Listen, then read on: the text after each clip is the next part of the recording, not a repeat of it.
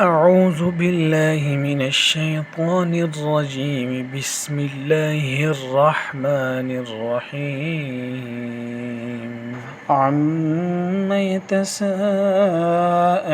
عن النبأ العظيم الذي هم فيه مختلفون. كلا سيعلمون ثم كلا سيعلمون.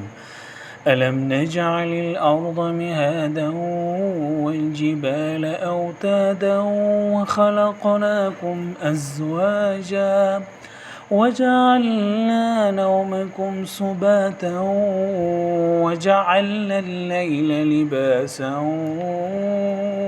وجعلنا النهار معاشا وبنينا فوقكم سبعا شدادا وجعلنا سراجا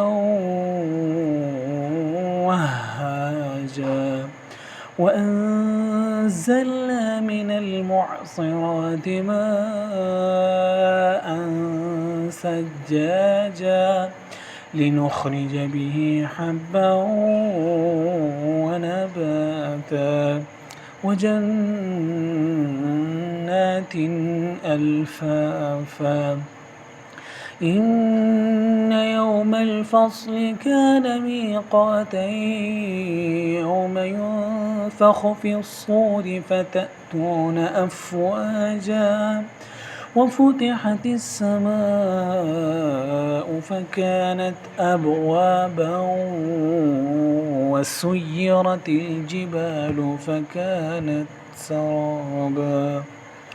إن جهنم كانت مرصادا للطاغين مآبا لابثين فيها أحقابا لا يذوقون فيها بردا ولا شرابا إلا حميما وغساقا جزاء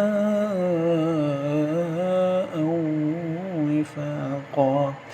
إنهم كانوا لا يرجون حسابا وكذبوا بآياتنا كذابا وكل شيء أحصيناه كتابا فذوقوا فلن نزيدكم إلا عذابا. إن للمتقين مفازا حدائق وأعنابا وكواعب أترابا وكأسا دهاقا لا يسمعون فيها لغوا ولا كذابا جزاء من ربك عطاء حسابا. رب السماوات والأرض وما بينهما الرحمن لا يملكون منه خطابا. يوم يقوم الروح والملائكة صفا لا يتكلمون إلا من أذن له الرحمن وقال صوابا. ذلك اليوم الحق فمن شاء اتخذ إلى ربه مآبا. إنا أنذرناكم عذابا قريبا يوم ينظر المرء ما قدمت يداه